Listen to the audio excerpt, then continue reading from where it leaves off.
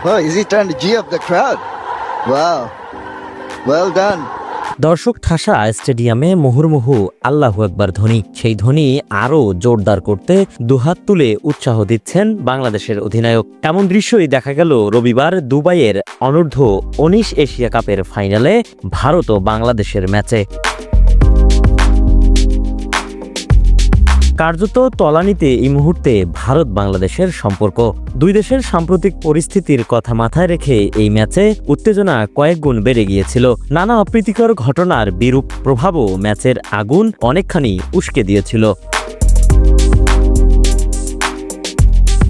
ছোটদের এশিয়া কাপে গতবার ভারতকে সেমিফাইনালে হারিয়েছিল বাংলাদেশ। তার প্রতিশোধ নেওয়ার ভাবনাও ছিল ইন্ডিয়ার মধ্যে। অনূর্ধ্ব 19 এশিয়া কাপের ফাইনালে ফেভারিটও ছিল ভারত, কিন্তু ক্রিকেট মহলের ধারণাকে ভুল প্রমাণ করে এবার চ্যাম্পিয়ন হলো বাংলাদেশ।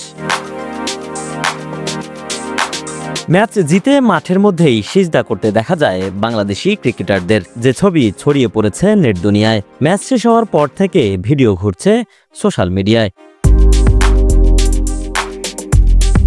ম্যাচের একেবারে শেষ দিকে এসে ভারতের হার যখন প্রায় নিশ্চিত, সেই সময়ে গোটা স্টেডিয়াম জুড়ে আল্লাহু আকবার ধ্বনি তুলতে থাকেন দর্শকরা। প্রিয় দলকে টানা দ্বিতীয়বার অনূর্ধ্ব 19 এশিয়া কাপের চ্যাম্পিয়ন হিসেবে দেখতে ভিড় জমিয়েছিলেন দেশের ক্রিকেট ভক্তরা।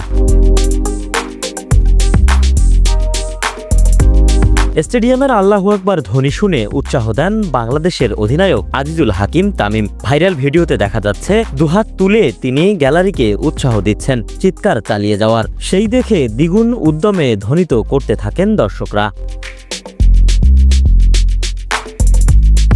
ইতোমধ্যেই গোটা ঘটনার ভিডিও ভাইরাল নেট দুনিয়ায়। ভিডিওতে ধারাভাষ্যকারও অবাক হয়ে গিয়েছিলেন বিষয়টি দেখে, বলতেও শোনা যাচ্ছে, ভারত বাংলাদেশ উত্তেজনার মধ্যে যেন ক্রিকেটের পরাজয় দিয়ে চুপসে যাওয়ার গন্ধ পাচ্ছে বাংলাদেশের মানুষ।